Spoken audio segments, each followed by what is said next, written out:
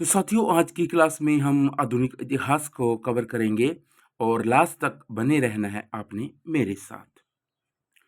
तो साथियों आज की जो क्लास रहेगी वो एक महत्वपूर्ण दिशा बनेगी आपके लिए, आपके एग्ज़ाम के लिए।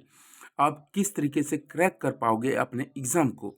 तो लास्ट तक बने रहना मेरे साथ। अगर कोई भी टॉपिक ऐसा लगे कि भी हाँ, नोट करने वाला है तो वहाँ पे टॉपिक को नोट भी करें ताकि आपके रिवीज़न हो जाए। तो करते हैं आज की क्लास शुरू। तो साथियों सबसे पहले हम बात करते हैं गांधी का उदय। गांधी का उदय कैसे हुआ, क्या उनका योगदान रहा और क्या उनके सामाजिक उद्धार आंदोलन रहे थे। तो गांधी जी का प्रारंभिक जीवन तथा शिक्षा के बारे में सबसे पहले जान लेते हैं। देखो, गांधी जी हैं, उनके पिता है करमचंद गांधी, जो कि ब्रिटिश राज के समय जो काठियावाड़ की छोटी सी रियासत थी पोरबंदर, उसके दीवान थे। और मई 1883 में 13.5 वर्ष की आयु पूर्ण होते ही उनका विवाह कर दिया गया। किसका? गांधी जी का। और 14 वर्ष की जो कस्तूरबा भाई मक्कन मक्कनजी यानी कस्तूरबा, उसे लोग प्यार से बा कहते थे। वो उससे प्यार करते थे। कौन? गांधी जी। यानी गांधी जी का जो विवाह है वो कस्तूरबा गांधी जी से हो गया था, जिसको प्यार से लोग बा कहते थे। अब बात करते हैं शिक्षा की। तो पोरबंदर से ही उन्होंने क्या किया? पोरबंदर से उन्होंने मिडिल और राजकोट से उसने हाई स्कूल पास किया और दोनों परीक्षाओं में शैक्षणिक स्तर पर वह एक साधारण छात्र ही रहे थे। और मैट्रिक के बाद उन्होंने भावनगर के सामलदास आर्ट्स कॉलेज से कुछ समस्या के साथ ये है जो ग्रेजुएट है वो उत्तीर्ण कर ली मैट्रिक के बाद। सितंबर 1888 को गांधी यूनिवर्सिटी कॉलेज लंदन यानी 1889 से 1891 में कानून की पढ़ाई करने लगे और बैरिस्टर बनने के लिए इंग्लैंड चले गए। उसके बाद लंदन में उन्होंने शाकाहारी समाज की सदस्यता भी ग्रहण की और 1891 में भारत वापस आ गए। गांधी जी तथा दक्षिण अफ्रीका, क्या रहा ये मामला 1893 से 1914 तक का। तो 1893 में क्या हुआ था? व्यापारी दादा अब्दुल्ला द्वारा बैरिस्टर के रूप में इन्हें दक्षिण अफ्रीका बुलाया गया था। किसके द्वारा बुलाया गया था? एक व्यापारी था अब्दुल्ला नाम से, उसने इसको अफ्रीका में बुलाया था। और कब बुलाया था? 1893 में बुलाया था। डरबन से प्रिटोरिया की यात्रा के क्रम में मैरिन्सबर्ग नामक रेलवे स्टेशन पर रंगभेद के कारण उन्हें ट्रेन से बाहर भी फेंक दिया था। तो गांधी जी के द्वारा 1894 में नटाल कांग्रेस की स्थापना भेदभाव से लड़ने के लिए की। तो उसके बाद क्या हुआ? बोर युद्ध के समय 1900 ईस्वी में उन्होंने नटाल इंडियन एम्बुलेंस कॉर्पस के सदस्य के रूप में भी काम किया था। फिर 1904 में द इंडियन ओपिनियन नामक अखबार का प्रकाशन किया गांधी ने और 1904 में ही डरबन में फिनिक्स आश्रम की स्थापना की थी। और 1906 में प्रथम सत्याग्रह का प्रयोग किया और उसके बाद 1909 में उन्होंने हिंद स्वराज नामक पुस्तक लिखी। इसमें स्वराज यानी सब शासन की विस्तृत व्याख्या की गई।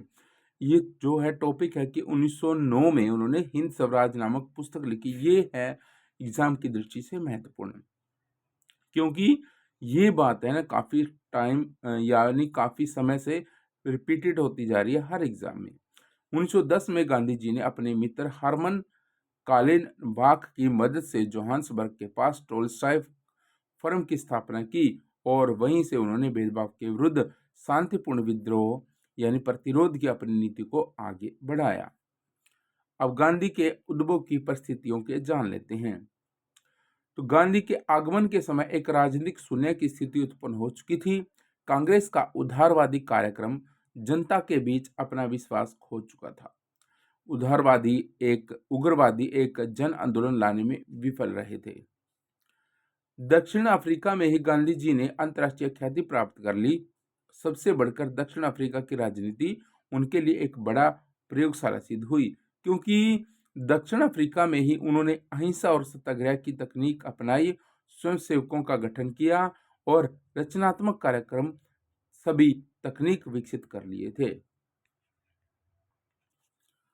उसके बाद प्रथम विश्व युद्ध ने भारत में विभिन्न सामाजिक वर्गों को प्रभावित किया और पूंजीपति वर्ग प्रथम विश्व युद्ध के मध्य औद्योगिक वस्तुओं पर करारोपण तथा युद्ध के पश्चात की अनिश्चितता के विक्षुब्ध थे, जबकि श्रमिक वर्ग उद्योगों में छंटनी के खतरे को झेल रहे थे। और उसी प्रकार धनी किसान है जो कृषि वस्तुओं के मूल्यों में गिरावट से परेशान थे, जबकि निम्न वर्गीय किसान भूखमरी और अकाल की समस्या से ग्रस्त थे। इसके अतिरिक्त प्रथम विश्व युद्ध के समय पहली बार भारत की युवा पीढ़ी ने पाश्चात्य संस्कृति के कुरूप चेहरे को देखा, अर्थात स्वतंत्रता एवं प्रजातंत्र को जन्म देने का दावा करने वाले देश किस प्रकार मानव के विरुद्ध रासायनिक और जैविक युद्ध शस्त्रों का प्रयोग कर रहे थे। यह भी एक वजह है कि गांधीवादी राष्ट्रवाद को विभिन्न वर्गों का समर्थन प्राप्त हुआ।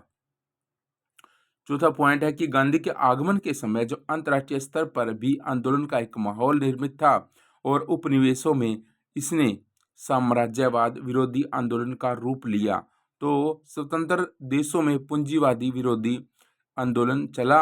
अतः गांधीवादी आंदोलन को राष्ट्रीय स्तर पर उभर रही इन नवीन वैचारिक शक्तियों से भी प्रोत्साहन मिला। गांधी की विचारधारा तथा कार्यक्रम क्या रहे।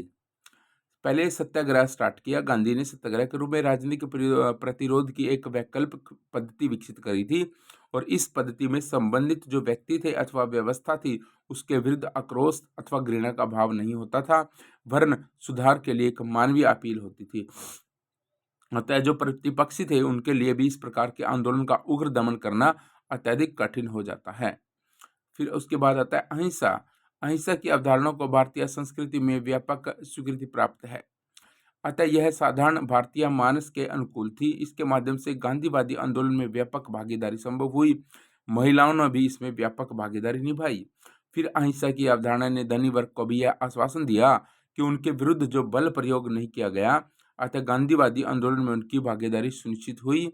और इसके विपरीत अहिंसा की जो अवधारणा के माध्यम से आधुनिक ज्ञान विज्ञान से रक्षित ब्रिटिश साम्राज्य के साथ एक प्रकार की मनोवैज्ञानिक समानता प्राप्त करने का भी प्रयास किया गया। तीसरा पॉइंट जो रहा कि गांधी के स्वराज की परिकल्पना भी अलग थी।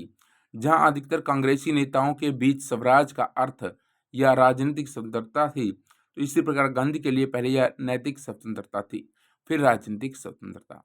इस प्रकार गांधी की स्वराज विषयक संकल्पना अस्पष्ट थी, किंतु इसकी अस्पष्टता में ही इसका महत्व छिपा हुआ था, क्योंकि विभिन्न वर्ग इसकी व्याख्या अपने ढंग से कर लेते थे। चौथा पॉइंट को देखें तो गांधी जी ने अपने हिंद स्वराज नामक ग्रंथ में पश्चिमी सभ्यता की खुलकर आलोचना की और उन्होंने यह भी घोषित किया कि आधुनिक जो वकील डॉक्टर उद्योग हैं उन्होंने भारत को कंगाल बना दिया है। अगर एक दृष्टि से देखा जाए तो गांधी के द्वारा पश्चिम सभ्यता की आलोचना उन्हें आकर्षित कर रही थी कि जो पश्चिमीकरण की दौड़ में पीछे छूट गए थे। पांचवा है कि गांधी ने वर्ग समन्वयवाद पर बल दिया और उनके न्याय के सिद्धांत को इस संदर्भ में देखा जा सकता है। गांधी के वर्ग समन्वयवाद की अवधारणा ने गांधीवाद आंदोलन में विभिन्न वर्गों की भागीदारी को भी संभव बनाया। अब कार्यक्रम की बात करें तो अन्य कांग्रेसी नेताओं के विपरीत पश्चिमी वेशभूषा को इन्होंने महत्व दिया। गांधी जी ने साधारण लिबास धारण किया और वे जन सामान्य की तरह ट्रेन के तीसरे दर्जे में यात्रा करते थे। वही वजह है कि जाति से बनिया और पेशे से वकील होने के बावजूद वे भारतीय किसानों के निकट पहुंच गए और उनकी बोलचाल भी किसानों को आकर्षित करती थी, क्योंकि अपने भाषण में जहां तहां वे रामायण की चौपाइयों को उद्धृत करते थे। बात करें सेकंड पॉइंट की, गांधी ने रचनात्मक ग्रामीण कार्यक्रम के माध्यम से, जिसमें चरखा, गांव की सफाई, ग्राम पंचायत का गठन, छुआछूत विरोध आदि शामिल था। लगभग 7 लाख भारतीय गांवों को कांग्रेस की रणनीति से जोड़ लिया और गांधी ने भारतीय समाज के बहुलवादी चरित्र को समझा और फिर उसी के अनुकूल उन्होंने अपना राजनीतिक कार्यक्रम प्रस्तुत किया। अतः उनकी राजनीति वर्ग आधारित न होकर जन आधारित हो गई। फिर उसने क्या किया, चौथा पॉइंट है कि गांधी का नजरिया व्यवहारिक था, अतः वे संघर्ष के साथ साथ समझौता और वार्ता में भी विश्वास करते थे और यही वजह है कि चाहे कितनी भी प्रतिकूल परिस्थिति हो, किंतु अपने समर्थकों के लिए कुछ न कुछ रियासत प्राप्त कर ही लेते थे। अतः स्वाभाविक रूप में जनता गांधीवादी नेतृत्व के प्रति आकर्षित हो ही रही थी। अफवाहों की भूमिका क्या रही थी गांधी जी की प्रसिद्धि में? अफवाहों ने भी भूमिका निभाई, क्योंकि भारतीय जनता ने सदा गांधी की छवि को बड़ा करके देखा था। उन्हें एक ऐसे व्यक्ति मुक्तिदाता के रूप में प्रस्तुत किया जो उन्हें शोषक समूह से मुक्ति दिला सकता था। अब भारतीय जो राजनीति थी उसमें गांधी का क्या योगदान था उसके बारे में जान लेते हैं। पहला पॉइंट है कि गांधी ने सत्याग्रह और अहिंसा की तकनीक के माध्यम से भारतीय राष्ट्रीय कांग्रेस में वैकल्पिक राजनीति की शुरुआत की, और गांधी के आगमन के पूर्व कांग्रेस का जो सामाजिक आधार सीमित था, इसे महज कुछ खास वर्गों का समर्थन प्राप्त था, किंतु गांधी जी ने कांग्रेस को सामान्य जनता को जोड़ दिया। 1916 में बनारस हिंदू विश्वविद्यालय के उद्घाटन के अवसर पर ही गांधी जी ने कांग्रेस नेताओं को इस बात के लिए आग्रह किया था कि कांग्रेस अब तक महज अभिजातियों की पार्टी रही है। जब तक हम कांग्रेस को गांव में नहीं जोड़ देते, तब तक कांग्रेस भारत का एक प्रतिनिधि राजनीतिक दल नहीं बन सकती। तो व्यवहार में भी गांधी जी ने इस बात पर अमल किया, परंतु उसके आगमन से पूर्व कांग्रेस की राजनीति महाराष्ट्र के चित्पावन ब्राह्मण और बंगाल के भद्रलोक तथा तमिल ब्राह्मण तक ही सीमित थी, किंतु गांधी जी ने इसे बिहार, संयुक्त प्रांत, गुजरात आदि अन्य अपरंपरागत क्षेत्रों में फैलाया और साथ ही कांग्रेस की राजनीति से नए वर्गों को भी जोड़ दिया। तीसरे पॉइंट की बात करें तो उन्होंने संगठन के रूप में भी कांग्रेस के स्वरूप में भी परिवर्तन लाया। उनके अंतर्गत ग्राम होगा, तालुक और जिला स्तर पर कांग्रेस की समितियों का गठन कर दिया, और फिर कांग्रेस की कामकाज की भाषा के रूप में बोलचाल की भाषा का प्रयोग आरंभ कर दिया, और दूसरे शब्दों में भाषाई आधार पर कांग्रेस की समितियों का पुनर्गठन हुआ। तो गांधी जी के अंतर्गत आंदोलन तत्कालिक सामाजिक मुद्दों से भी जुड़ गए, और अतः राष्ट्र निर्माण एवं समाज सुधार दोनों प्रक्रियाएं साथ साथ चलती रही। उन्होंने राजनीति में महिलाओं की भागीदारी को प्रोत्साहन दिया तथा छुआछूत के विरुद्ध एक बड़ा संघर्ष भी उन्होंने अपनाया था। पांचवा पॉइंट है कि गांधी जी के पश्चात भी भारत एवं विश्व राजनीति में गांधी की विरासत देखी जा सकती थी। भारतीय राजनीति में यह विरासत भूदान आंदोलन, चिपको आंदोलन, नर्मदा बचाओ आंदोलन आदि के रूप में अभिव्यक्त हुआ। दूसरी तरफ विश्व राजनीति में मार्टिन लूथर किंग के आंदोलन, दक्षिण अफ्रीका में अल्बर्ट लूथली के राजनीति आदि पर गांधीवादी की झलक देखी जा रही थी। गांधी के आर्थिक एवं सामाजिक सिद्धांतों ने पर्यावरणवादियों को भी प्रेरित कर दिया, और 1999 में बीज सत्याग्रह से प्रेरित हो गया। उसके बाद क्या हुआ कि भारत में गांधी का आगमन तथा गांधीवादी राजनीति कैसे जागृत हुई वो जान लेते हैं। बात करते हैं 1915 में गांधी का दक्षिण अफ्रीका में भारत में आगमन कैसे हुआ। तो 1893 में जब गांधी दक्षिण अफ्रीका गए थे, तब से लेकर अब तक भारत की राजनीति में गुणात्मक परिवर्तन आ गया था। भारतीय राष्ट्रीय कांग्रेस की सक्रियता बढ़ गई थी तथा इसकी शाखाएं भारत में विभिन्न प्रांतों में खुल गई थी। तो गांधी ने गोपाल कृष्ण गोखले को अपना राजनीतिक गुरु मान लिया, और गोखले ने उन्हें सुझाव दिया कि भारत के विभिन्न मुद्दों पर किसी प्रकार का वक्तव्य देने से पूर्व वे पूरी भारत की यात्रा करें एवं भारतीय परिस्थितियों को समझे। अतः गांधी ने 1915 से 1916 तक भारत के विभिन्न क्षेत्रों का दौरा किया और भारतीय समाज को समझने का भी प्रयास किया। उसके बाद चंपारण सत्याग्रह 1917 में प्रथम सविनय अवज्ञा आंदोलन तक हम बात करेंगे। चंपारण में क्या हुआ, किसानों के लिए 3 कट्टिया प्रणाली प्रचलित थी। इसके तहत क्या होता था, किसानों को प्रत्येक 20 कट्टे में से 3 कट्टे में नील की खेती का करना मतलब जरूरी था। 3 कट्टे में यानी 3 किलो में या 3 बीघा जमीन जो भी था उसमें नील की खेती करना जरूरी हो गया था।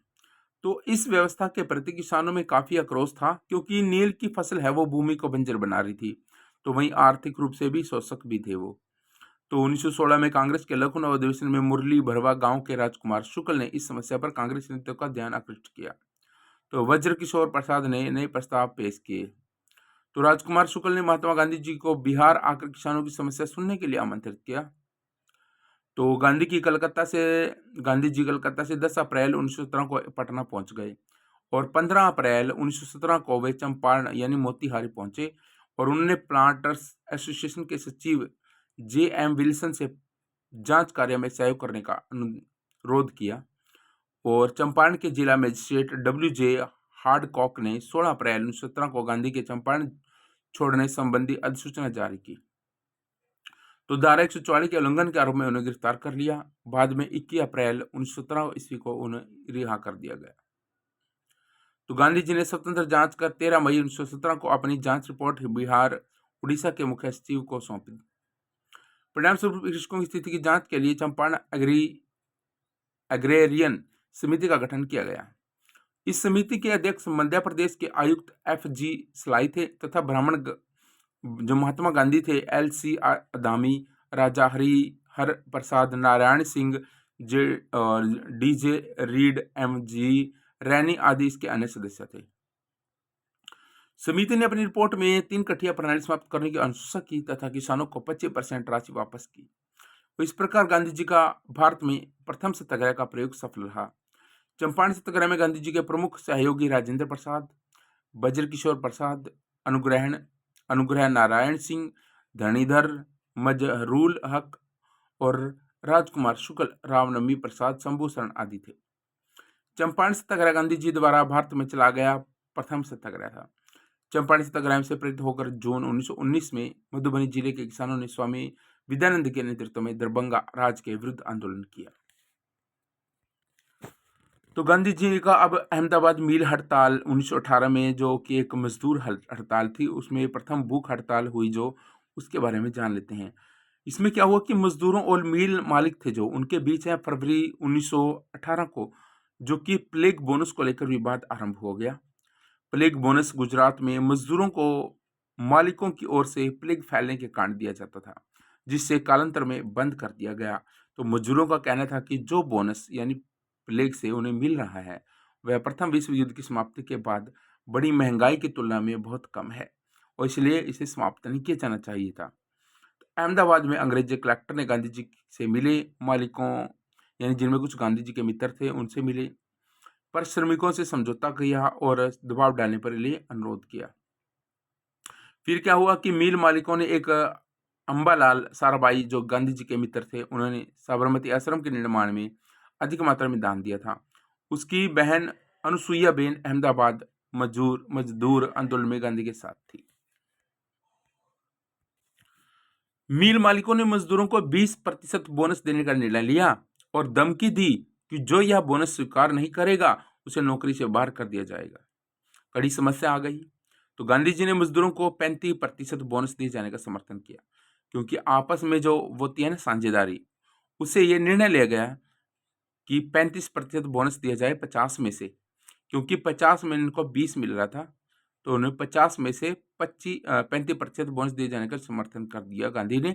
और मार्च 1918 में मजदूर हड़ताल पर चले गए। 15 मार्च को गांधी जी भी खुद भूख हड़ताल पर बैठ गए। तो गांधी जी के अनशन पर बैठने के बाद मिल मालिक सारे मामलों को ट्रिब्यूनल को सौंपने के लिए तैयार हो गए और ट्रिब्यूनल ने श्रमिकों को 35% बोनस देने का फैसला किया और इस तरह आंदोलन समाप्त हो गया।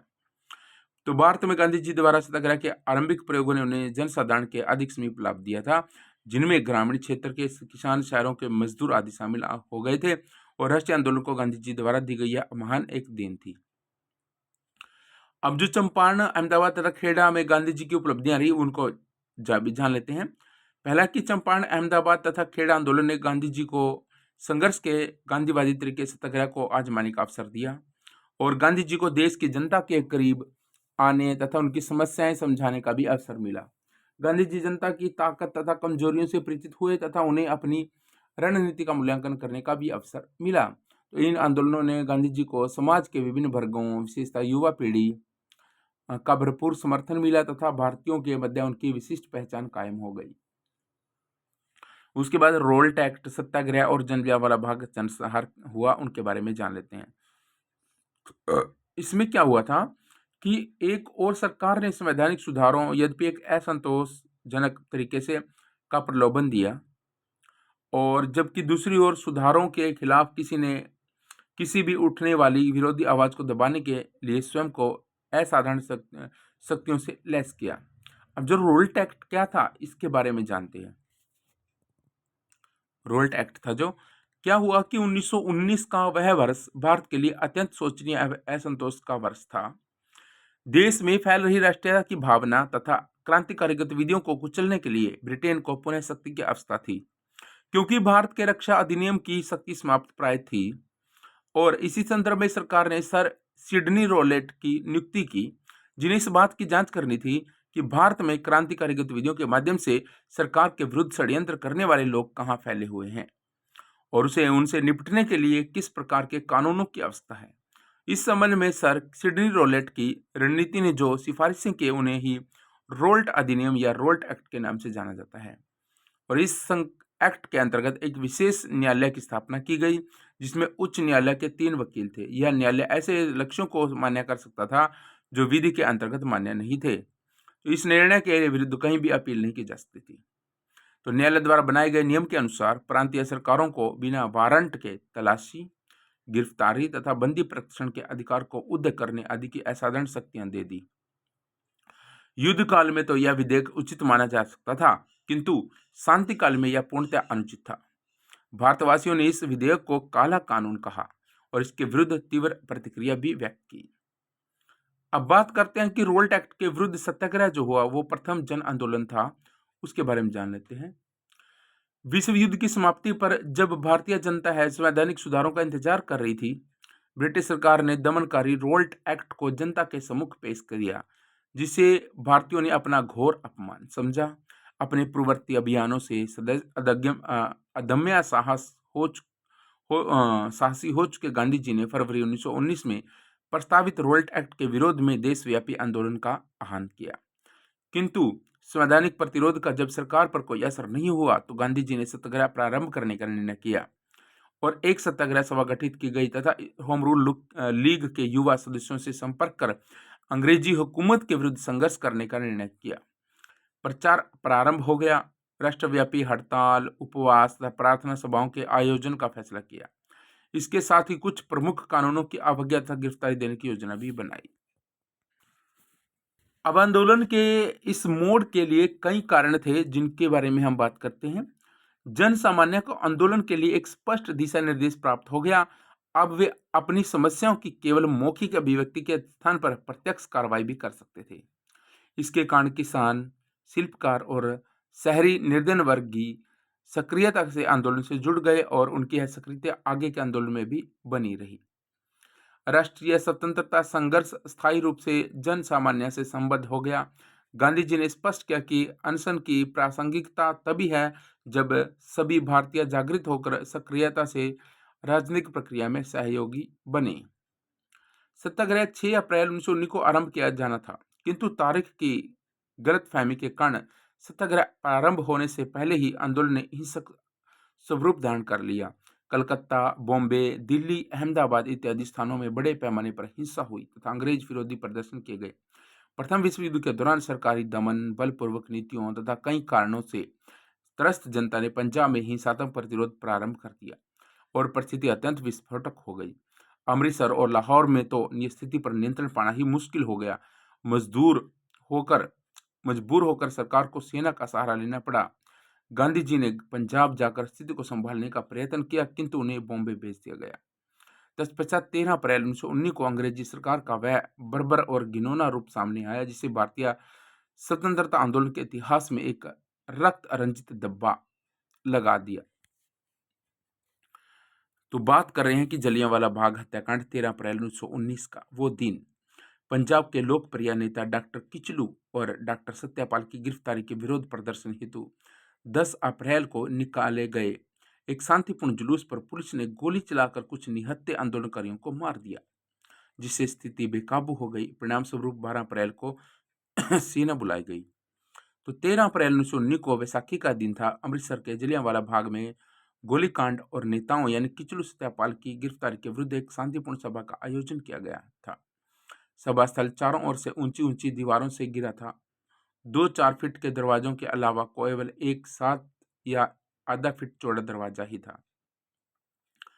सभा स्थल पर उपस्थित अंग्रेज जनरल ओडायर ने बिना कोई पूर्व सूचना या चेतावनी के भीड़ पर गोली चला दी, जिसमें करीब 1000 लोग मारे गए थे। सरकारी रिपोर्ट के अनुसार 10 मिनट तक गोलीबारी में करीब 379 व्यक्ति मारे गए और 1200 घायल हुए थे। तो 13 अप्रैल 1919 की उस भयंकर त्रासदी ने कठोर से कठोर मानव के हृदय को दहला देने वाले निहत्थे पुरुषों, औरतों और बच्चों को ऐसा हत्याकांड हुआ जिसे राष्ट्र की सोई हुई आत्मा को झकझोर कर दिया और राष्ट्रीय आंदोलन की दिशा बदल दी। तब दीनबंधु C.F. एंड्रूज ने इस हत्याकांड को जानबूझकर कर की गई हत्या की संज्ञा दी। तो ब्रिटिश हाउस ऑफ कॉमन्स के एक सदस्य ने कहा कि ऐसी ही बर्बरता की मिसाल संसार में कहीं भी मिलना कठिन है। हत्याकांड के विरोध में रविंद्रनाथ टैगोर ने नाइट की उपाधि वापस कर दी और वायसराय की कार्यकारिणी के सदस्य शंकर नायर ने त्याग पत्र दे दिया।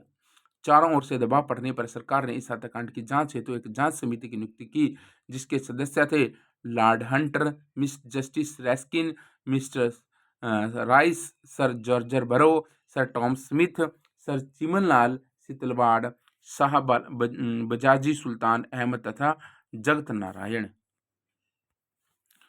हंटर कमेटी ने अपनी रिपोर्ट में लिखा कि अमृतसर की तत्कालीन परिस्थितियों में मार्शल लॉ लगाना और भीड़ को नियंत्रित करने के लिए गोली चलाना आवश्यक था, लेकिन डायर ने अपने कर्तव्य को गलत समझा और तर्कसंगत आवश्यकता से अधिक बल प्रयोग किया।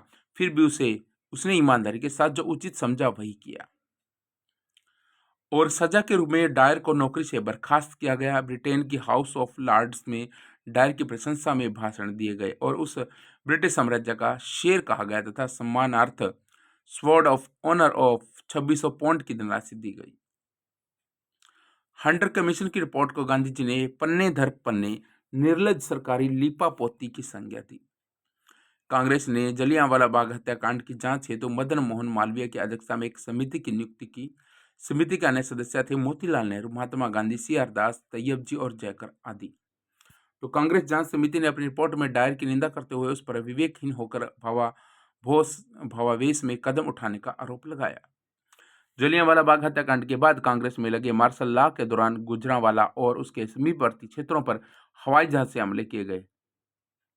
तो जलियांवाला बाग हत्याकांड से भारतीय राजनीति परिदृश्य में आकस्मिक परिवर्तन आया, जिसने खिलाफत आंदोलन शुरू होने पर अधिक उग्र रूप धारण कर लिया था। दिसंबर 1900 में अमृतसर में हुए भारतीय राष्ट्रीय कांग्रेस के अधिवेशन से जनता की नई आकस्मिक मनस्थिति का आभास मिला और जलियांवाला बाग हत्याकांड के समय ही पंजाब में चमनदीप के नेतृत्व में एक डंडा फौज अस्तित्व में आई, जो लाठियों और चिड़िया मार बंदूकों से लैस होकर सड़कों पर गश्त लगाते और पोस्टर चिपकाते थे। डंडा फौज के पोस्टरों पर लिखा होता था कि अरे हिंदू, मुसलमान और सिख भाइयों, आओ डंडा फौज में शामिल होकर अंग्रेज बंदरों के खिलाफ बहादुरी से लड़ो, यह गांधी की आज्ञा है। और इसमें कांग्रेस का क्या दृष्टिकोण था, ये जान लेते हैं। भारतीय जो राष्ट्रीय कांग्रेस थी, उसने अपने एक गैर सरकारी समिति गठित की, जिसमें मोतीलाल नेहरू, सी.आर. दास, अब्बास तैयब जी, M.R. जयकर और गांधी जी को शामिल किया गया। कांग्रेस ने इस घटना को लेकर अपना मत रखा और इसने डायर के अमानवीय कृत्य की निंदा की और कहा कि पंजाब में सैनिक शासन यानी मार्शल लॉ लाना किसी भी प्रकार का न्याय संगत नहीं था।